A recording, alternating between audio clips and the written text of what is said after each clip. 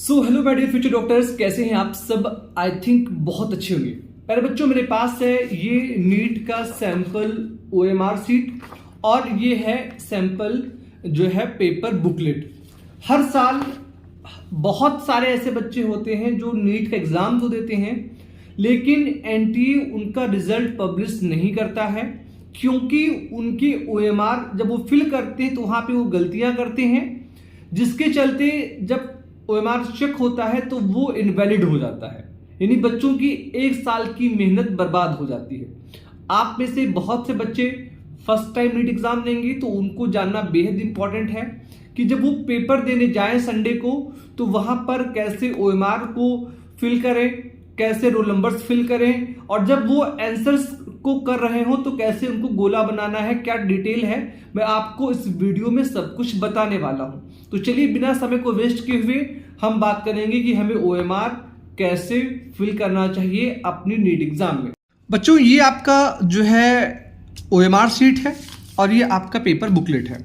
अब जब आप एक्चुअल पेपर देंगे तो वहां पर ऐसे कोड लिखा होगा, ठीक है। फिर नीचे आप जाएंगे तो यहाँ पर आपको बेसिक्स फिल करने, जिसमें कि आपका जो नंबर है वो कैपिटल में, जैसे मेरा नाम अभिषेक है तो आपको भी कैपिटल में ही चीज़ें फिल करनी है, ठीक है, ऐसे कैपिटल में। यहाँ पर रोल नंबर फिगर्स में और फिर यहाँ पे वर्ड्स में, ठीक है। ऐसे ही जब आप जाएंगे तो सेंटर और इधर आपका सेंटर जो है वो भी कैपिटल में फिल करना है। कैंडिडेट का सिग्नेचर होगा, ठीक है। यहाँ पर जब आपके रूम में जो टीचर गाइड कर रहा होगा, जो इन्विजिलेटर है, उसका सिग्नेचर होगा, और बाकी चीज़ें वहाँ पर वो सेंटर करेगा जो कि जहाँ आप एग्ज़ाम देने के लिए गए हैं। तो यहाँ पे बहुत इंपॉर्टेंट रोल प्ले नहीं करता है, लेकिन जब आप यहाँ पे आते हैं ओएमआर में तो यहाँ पर काफ़ी इंपॉर्टेंट है चीज़ों को समझना।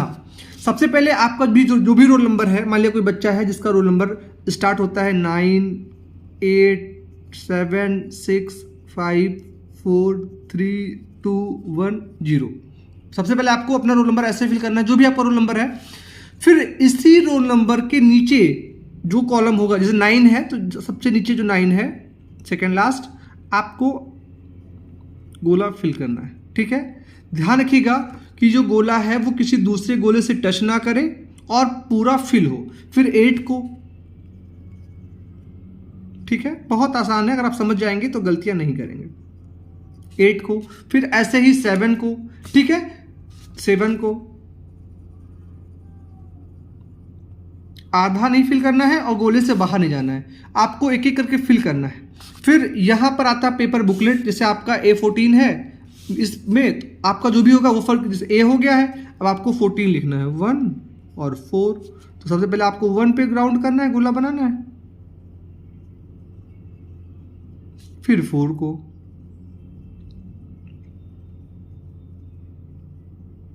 ठीक है, ये हो गया। अब बाकी जो चीज़ें होंगी वो आंसर सीट नंबर बताया जाएगा।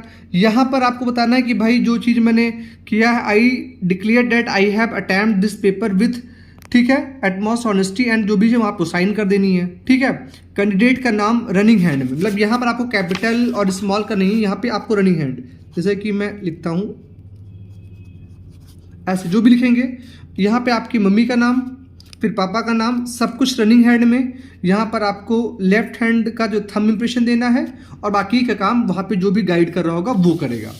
अब बात आती है आंसर्स को अटेम्प्ट करने की, जैसे फिजिक्स, केमिस्ट्री और बायोलॉजी, जूलॉजी और बॉटनी, ये ऐसे 4 सेक्शंस बने होते हैं पेपर में, आपको ऐसे ही अटेम्प्ट करना है।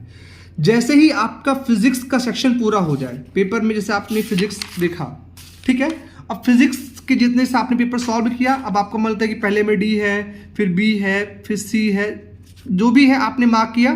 तो जैसे ही फिजिक्स का कॉलम पूरा हो जाए, आप बिना समय को वेस्ट किए हुए फिजिक्स, जैसे फर्स्ट में जो भी डी है तो आपने चौथा ऑप्शन टिक कर देना है, ठीक है। ध्यान रखिए गोला ना तो बाहर जाए और ना आधा अधूरा रहे, और किसी में दो मत, मान लिया आपको कई बार कंफ्यूजन में क्या बच्चे 2 बना देते, 2 नहीं, जो एक सही लगे उसी को करिएगा। समटाइम्स बच्चे क्या करते हैं कि पहले लगा कि 7वें में दूसरा सही है, ऐसे फिर लगा नहीं यार ये सही तो चौथा सही है। तो अगर आपने ऐसे 2 गोले बनाए तो आपको गलत हो जाएगा। आपको हमेशा राइट वे में जो पहला ऑप्शन सही लगता है उसी को फिल करना है, 2 गोले में आपका वो आंसर कट जाएगा, फिर आपको उसके नंबर्स नहीं मिलेंगे। फिजिक्स का पोर्शन जब पूरा हो जाए, ठीक है, तो वो करिएगा, फिर केमिस्ट्री, फिर जूलॉजी और फिर बॉटनी, ठीक है। ये चीज़ें आपको बहुत ध्यान से करनी है और इस पर कोई अलग नाम, सिग्नेचर, रफी वर्क नहीं करना है। ये जितना नीट एंड क्लीन रहेगा उतना ही आपके लिए फायदेमंद है, ठीक है। तो इन शॉर्ट मैंने आपको बेसिक्स सब कुछ बता दिया है। अब आप इसी अकॉर्डिंग OMR को फिल करिएगा और अपने एग्जाम को दीजिएगा। इस वीडियो में इतना ही। Thank you so much. जय हिंद।